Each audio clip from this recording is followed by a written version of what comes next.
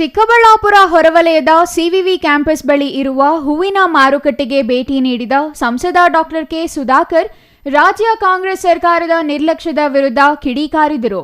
20,000ಕ್ಕೂ ಹೆಚ್ಚು ರೈತರು ಪ್ರತಿನಿತ್ಯ ಮಾರುಕಟ್ಟೆಗೆ ಬರುವವರಿದ್ದು, ಹೂವಿನ ಮಾರುಕಟ್ಟೆ ಅವ್ಯವಸ್ಥೆಗಳ ಆಗರವಾಗಿದೆ.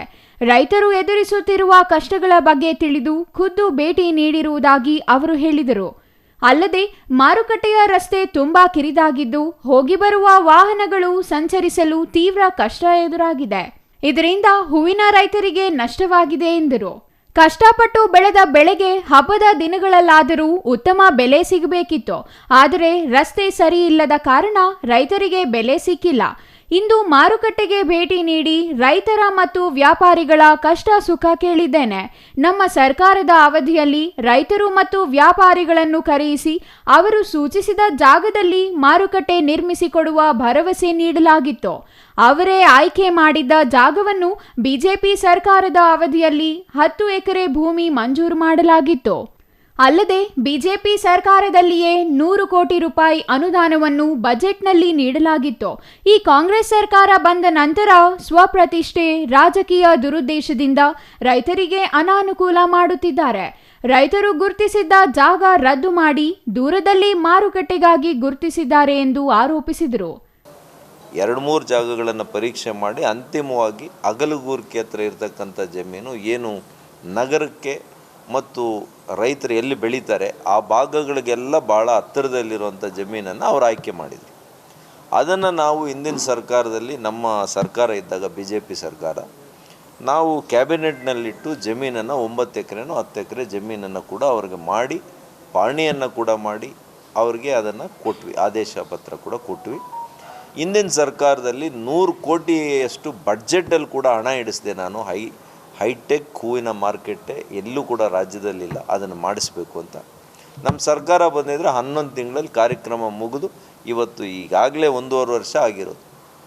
ಆದರೆ ಈ ಕಾಂಗ್ರೆಸ್ ಸರ್ಕಾರ ಬಂದ ಮೇಲೆ ಕೇವಲ ಸ್ವಪ್ರತಿಷ್ಠೆ, ರಾಜಕೀಯದ ದುರುದ್ದೇಶದಿಂದ ಎಲ್ಲಿ ನನಗೆ ಹೆಸರು ಬರ್ತದೋ ಎಲ್ಲನೂ ಹಿಂಗೆ ಮಾಡ್ತಾಯಿದ್ದಾರೆ. ಜಿಲ್ಲೆ ರೈತರಿಗೆ ಅನುಕೂಲ ಮಾಡೋ ಬದಲು ರೈತರಿಗೆ ಅನಾನುಕೂಲ ಮಾಡಿ ಆ ಜಮೀನು ಏನು ಹಿಂದೆ ನಿಗದಿಯಾಗಿತ್ತು ಅದಾಗೋದಿಲ್ಲ ಅಂಥೇಳಿ ಕ್ಯಾನ್ಸಲ್ ಮಾಡಿ ಎತ್ಕೊಂಡೋಗಿ ಎಲ್ಲೋ ಕೊನೆ ಬಾರ್ಡ್ರಲ್ಲಿ ಭಾಳ ಈಗಲೇ ದೂರ ಜನರಿಗೆ, ರೈತರಿಗೆ ಇನ್ನೂ ಕೂಡ ಭಾಳ ದೂರದ ಜಾಗವನ್ನು ಅವರು ಗುರುತಿಸ್ಬಿಟ್ಟು ಇನ್ನೂ ನಾವು 20 ಕೋಟಿ ಜಾಸ್ತಿ ಮಾಡ್ತೀವಿ ಅಂತ ಹೇಳಿ, ಆಯಿತು ನಮ್ಮದೇನು ತಕರಾರಿಲ್ಲ ನೀವು ಮಾಡಿ.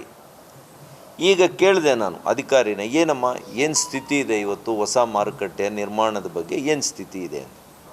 ಸರ್, ಈಗ ಫೀಸಿಬಿಲಿಟಿ ರಿಪೋರ್ಟಿಗೆ ಕಳಿಸಿದ್ದಾರೆ. ಅಂದರೆ ಫೀಸಿಬಿಲಿಟಿ ಮಾಡೋದಕ್ಕೆ 2.5 ವರ್ಷ ಬೇಕು ಒಂದು ಸರ್ಕಾರಕ್ಕೆ. ನಮ್ಮ ಸರ್ಕಾರದಲ್ಲಿ ಫೀಸಿಬಿಲಿಟಿ ರಿಪೋರ್ಟ್ ಆದಮೇಲೆ ತಾನೇ ಇವತ್ತು ಈ ಕಾಮಗಾರಿನ ಕೈಗೆತ್ಕೊಂಡಿರೋದು. 2 ಸಲ ಫೀಸಿಬಿಲಿಟಿ ರಿಪೋರ್ಟ್ ಮಾಡುವಂಥ ಔಚಿತ್ಯ ಏನು? ಅಂದರೆ ಇವ್ರ ಹತ್ರ ಮೊದಲನೇದಾಗಿ ಹಣ ಇಲ್ಲ, ಎರಡನೇದು ಇವ್ರಿಗೆ ಮಾಡುವಂಥ ಉದ್ದೇಶನೂ ಇಲ್ಲ. ಮಾರುಕಟ್ಟೆಯ ಪ್ರಾಥಮಿಕ ವರದಿ ಕಳುಹಿಸಲು 2.5 ವರ್ಷ ಬೇಕಿತ್ತ? 2 ಬಾರಿ ವರದಿ ಸಲ್ಲಿಸುವ ಅಗತ್ಯವೇನಿತ್ತು? ಇವರ ಬಳಿ ಹಣ ಇಲ್ಲ, ಮಾಡುವ ಉದ್ದೇಶವೂ ಇಲ್ಲ, ಜನಪ್ರತಿನಿಧಿಗಳಿಗೆ ಇರಬೇಕಾದ ಬದ್ಧತೆಯೂ ಇಲ್ಲ, ಕೇವಲ ರಾಜಕೀಯ ದುರುದ್ದೇಶ. ನನ್ನ ವಿರುದ್ಧದ ಕೋಪದಿಂದ ರೈತರಿಗೆ ತೊಂದರೆ ನೀಡುತ್ತಿದ್ದಾರೆ. ಈ ಸರ್ಕಾರಕ್ಕೆ ಹೃದಯ ಇದ್ದರೆ ಚಿಕ್ಕಬಳ್ಳಾಪುರ ಹೂವಿನ ರೈತರಿಗೆ ಅನುಕೂಲ ಮಾಡಲಿ. ರೈತರು ಕಷ್ಟ ನಂಬಿ ಜೀವನ ನಡೆಸುತ್ತಿದ್ದಾರೆ. ಅವರ ಜೀವನಕ್ಕೆ ಕೊಡಲಿ ಪೆಟ್ಟನ್ನು ರಾಜ್ಯ ಕಾಂಗ್ರೆಸ್ ಸರ್ಕಾರ ನೀಡುತ್ತಿದೆ. ಆದಷ್ಟು ಶೀಘ್ರ ಹೂವಿನ ಮಾರುಕಟ್ಟೆ ನಿರ್ಮಿಸಿಕೊಡಬೇಕು. ಇವರು ಮಾಡದಿದ್ದರೆ ನಮ್ಮ ಸರ್ಕಾರ ಬಂದ 1 ವರ್ಷದಲ್ಲಿ ಮಾರುಕಟ್ಟೆ ಪೂರ್ಣಗೊಳಿಸಿ ರೈತರಿಗೆ ನೀಡಲಾಗುವುದು ಎಂದರು. ನಮ್ಮ ಸರ್ಕಾರದ ಅವಧಿಯಲ್ಲಿ ಮಾಡಿದ್ದ ಅನುದಾನದಲ್ಲಿಯೇ ಮಾರುಕಟ್ಟೆ ಮಾಡಬೇಕು. ಹೂವಿನ ಮಾರುಕಟ್ಟೆಗೆ ಸಣ್ಣ ರಸ್ತೆ ಇರುವ ಕಾರಣ ವಾಹನಗಳು ಹೋಗಿ ಬರಲು ಕಷ್ಟವಾಗಿದೆ. ಈ ಹಿಂದೆ ನಾನು ಮತ್ತೊಂದು ಪರ್ಯಾಯ ರಸ್ತೆ ಹುಡುಕಿ 2 ರಸ್ತೆಗಳಲ್ಲಿ ವಾಹನ ಸಂಚಾರಕ್ಕೆ ಅನುವು ಮಾಡಲಾಗಿತ್ತು. ಇದರಿಂದ ರೈತರ ವಾಹನ ಸಂಚಾರಕ್ಕೆ ಅನುಕೂಲವಾಗಿತ್ತು. ಹೂವಿನ ರೈತರು ಈ ಹಿಂದೆ APMCಯಲ್ಲಿ ಪರದಾಡುತ್ತಿದ್ದರು. ಅಲ್ಲದೆ ವಾಹನ ದಟ್ಟಣೆಯಿಂದ ಜನರಿಗೂ ತೊಂದರೆಯಾಗಿತ್ತು. ಇದರಿಂದ ಈ ಕ್ರಮ ಜರುಗಿಸಲಾಗಿತ್ತು. ಈಗ ಈ ಬಗ್ಗೆ ಗಮನ ಹರಿಸುವವರೇ ಇಲ್ಲವಾಗಿದ್ದಾರೆ ಎಂದು ಅಸಮಾಧಾನ ವ್ಯಕ್ತಪಡಿಸಿದರು. ಮಾಡಬೇಕಾಗಿರುವಂಥ ಏನು ಜನಪ್ರತಿನಿಧಿಗಳಿಗೆ ಇರಬೇಕಾಗಿರುವಂಥ ಬದ್ಧತೆ ಮೊದಲೇ ಇಲ್ಲ. ಕೇವಲ ರಾಜಕೀಯ ಒಂದು ದುರುದ್ದೇಶ ಮತ್ತು ನನ್ನ ಮೇಲಿರ್ತಕ್ಕಂಥ ಅವರಿಗೆ ವೈಯಕ್ತಿಕವಾಗಿ ಅವರಿಗಿರ್ತಕ್ಕಂಥ ಕೋಪಗಳಿಂದ ರೈತರಿಗೆ ಇವತ್ತು ಅನ್ಯಾಯ ಮಾಡ್ತಾಯಿದ್ದಾರೆ. ಇಷ್ಟೇ ನಾನು ಹೇಳ್ಬೇಕು. ಹಾಗಾಗಿ ನಾನು ಆಗ್ರಹ ಮಾಡ್ತೀನಿ ರಾಜ್ಯ ಸರ್ಕಾರಕ್ಕೆ, ಸ್ವಲ್ಪ ಆದರೂ ನಿಮಗೆ ಹೃದಯ ಅನ್ನುವಂಥದ್ದಿದ್ದರೆ ಇನ್ನಾದರೂ ಚಿಕ್ಕಬಳ್ಳಾಪುರ ಜಿಲ್ಲೆಯ ರೈತರು ಇವತ್ತು ಅನೇಕರು ಹೂವನ್ನು ಬೆಳೆದು ಇವತ್ತು ಸಂಪದ್ಭರಿತವಾಗುವಂಥ ಕೆಲಸನ ಆಗ್ತಾಯಿದೆ, ಅವರ ಪರಿಶ್ರಮದಿಂದ ಆಗ್ತಾಯಿದೆ. ನಾವು ಹಿಂದೆ ಮಾತು ಕೊಟ್ಟಂಗೆ ಅವರಿಗೆ HN ವ್ಯಾಲಿಯಲ್ಲಿ ನೀರು ತಂದು ಕೊಟ್ಟಿರೋದ್ರಿಂದ ಕೆರೆಗಳಲ್ಲಿ ಎಲ್ಲ ಕಡೆ ಇವತ್ತು ಮಳೆ ಕೂಡ ಚೆನ್ನಾಗಾಗಿದೆ.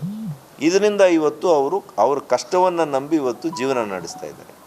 ಅದಕ್ಕೂ ಕೂಡ ನೀವು ಕಾಂಗ್ರೆಸ್ ಸರ್ಕಾರದಿಂದ ಕೊಳ್ಳಿಪೆಟ್ಟನ್ನು ಕೊಡುವಂಥ ಕೆಲಸ ಮಾಡ್ತಾ ಇದ್ದೀರಿ. ಮಳೆ ಬಂದರೆ ತೀವ್ರ ಸಂಕಷ್ಟ ಎದುರಾಗುತ್ತಿದೆ. ಕುಡಿಯುವ ನೀರಿನ ವ್ಯವಸ್ಥೆ ಮಾಡಲು ಈ ಸರ್ಕಾರಕ್ಕೆ ಸಾಧ್ಯವಾಗಿಲ್ಲ. ಪ್ರತಿನಿತ್ಯ ಸಾವಿರಾರು ಮಂದಿ ರೈತರು, ವ್ಯಾಪಾರಿಗಳು ಬರುವ ಮಾರುಕಟ್ಟೆಯಲ್ಲಿ ಶೌಚಾಲಯಗಳೂ ಇಲ್ಲ. ಶೌಚಾಲಯ ವ್ಯವಸ್ಥೆ ಮಾಡಲು ಈ ಸರ್ಕಾರಕ್ಕೆ ಸಾಧ್ಯವಾಗಿಲ್ಲ. ಇವರು ಊರಿನ ಉದ್ದಕ್ಕೂ ಪುತ್ಥಳಿಗಳನ್ನು ಮಾಡಿಕೊಳ್ಳುತ್ತಿದ್ದಾರೆ. ಸತ್ತ ಮೇಲೆ ಮಾಡೋ ಪುತ್ಥಳಿ ಬದುಕಿರುವಾಗಲೇ ಮಾಡುತ್ತಿದ್ದಾರೆ ಎಂದು ತರಾಟೆಗೆ ತೆಗೆದುಕೊಂಡರು. ನಂತರ ಹಲವು ಅಂಗಡಿಗಳಿಗೆ ಭೇಟಿ ನೀಡಿದ ಸಂಸದ ಡಾಕ್ಟರ್ ಕೆ ಸುಧಾಕರ್ ಕೇಂದ್ರ ಸರ್ಕಾರ GST ಇಳಿಕೆಯಿಂದ ಸಾಮಾನ್ಯರಿಗೆ ಆಗುತ್ತಿರುವ ಅನುಕೂಲಗಳ ಬಗ್ಗೆ ಅರಿವು ಮೂಡಿಸಿದರು. ಈ ವೇಳೆ ಮಾತನಾಡಿ, ಈಗಿನ ಜನಪ್ರತಿನಿಧಿಗಳಿಗೆ ಬೀದಿ ಬದಿ ವ್ಯಾಪಾರಿಗಳ ಕಷ್ಟದ ಬಗ್ಗೆ ಅರಿವಿಲ್ಲ. ಪ್ರತಿನಿತ್ಯ ವ್ಯಾಪಾರ ಮಾಡುವ ವ್ಯಾಪಾರಿಗಳ ಸುಂಕ ನಾನೇ ಭರಿಸುತ್ತಿದ್ದೆ, ಆದರೆ ಈಗ ದುಪ್ಪಟ್ಟು ಸುಂಕ ವಿಧಿಸುತ್ತಿದ್ದಾರೆ. ಮುಂದಿನ ದಿನಗಳಲ್ಲಿ ನಮ್ಮ ಸರ್ಕಾರ ಬಂದಾಗ ತೆರಿಗೆ ರದ್ದು ಮಾಡಲು ತೀರ್ಮಾನ ಕೈಗೊಳ್ಳಲಾಗುವುದೆಂದು ಬೀದಿ ಬದಿ ವ್ಯಾಪಾರಿಗಳಿಗೆ ಭರವಸೆ ನೀಡಿದರು. ಇನ್ನು GST ಇಳಿಕೆಯಿಂದಾಗಿ ಒಂದೇ ದಿನ 30,000 ವಾಹನಗಳು ಮಾರಾಟವಾಗಿದೆ. ಟ್ರ್ಯಾಕ್ಟರ್ಗಳ ಮಾರಾಟವೂ ಹೆಚ್ಚಾಗಿದೆ. ನಮ್ಮ ಆಡಳಿತದ ಅವಧಿಯಲ್ಲಿ ಪಕ್ಷಾತೀತವಾಗಿ ಯೋಜನೆಗಳನ್ನು ಅನುಷ್ಠಾನ ಮಾಡಲಾಗಿದೆ. ಇತಿಹಾಸದಲ್ಲಿ ನಿಲ್ಲುವ ನಿರ್ಧಾರವನ್ನು ಪ್ರಧಾನಿ ನರೇಂದ್ರ ಮೋದಿ ಅವರು ಕೈಗೊಂಡಿದ್ದಾರೆ. ಯಾವುದೇ ಸರ್ಕಾರ ಬಡವರ, ರೈತರ ಮತ್ತು ಜನಸಾಮಾನ್ಯರ ಪರ ಮಾಡಿಲ್ಲ. ಇದೀಗ GST ಅತ್ಯಂತ ಕಡಿಮೆ ಮಾಡಲಾಗಿದೆ. ಇದರಿಂದ ಪುಸ್ತಕಗಳು ಅತಿ ಕಡಿಮೆ ದರದಲ್ಲಿ ದೊರೆಯುತ್ತಿವೆ. ಪ್ರಧಾನಿ ವಿಚಾರ ಮಾಡುವ ಪರಿ ಅಮೋಘ ಎಂದರು. ಬೀದಿ ಬದಿ ವ್ಯಾಪಾರಿಗಳಿಂದ ಎಲ್ಲ ರೀತಿಯ ಸಣ್ಣ ವ್ಯಾಪಾರಿಗಳು, ಬಡವರ ಪರ ನಿರ್ಧಾರವನ್ನು ಪ್ರಧಾನಿಗಳು ಕೈಗೊಂಡಿದ್ದಾರೆ.